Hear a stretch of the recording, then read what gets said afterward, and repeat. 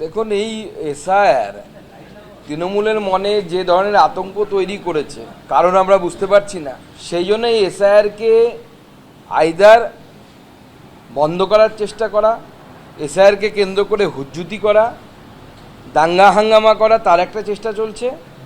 আর একটা parallel line এই তৃণমূল কংগ্রেসের, যারা মূলত অ্যাডমিনিস্ট্রেশনটা দেখছে, তারা চেষ্টা করছে বুথে বুথে তৃণমূলের লোকেদেরকে বিএলও হিসেবে নিয়োগ করতে। কারণ তৃণমূল বুথে সরকারি মেশিনারি দিয়েই কাজ করে, সরকারের মেশিনারি দিয়েই ভোট জেতার চেষ্টা করে।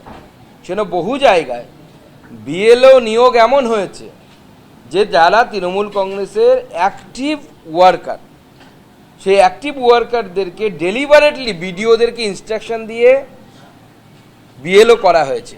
আমরা খুঁজে বের করছি এবং যত এই ধরনের অভিযোগ আছে আমরা নির্বাচন কমিশনের কাছে পাঠাবো এবং নির্বাচন কমিশনকে অনুরোধ করব এই সমস্ত নামকে বাদ দিয়ে দেওয়ার জন্য।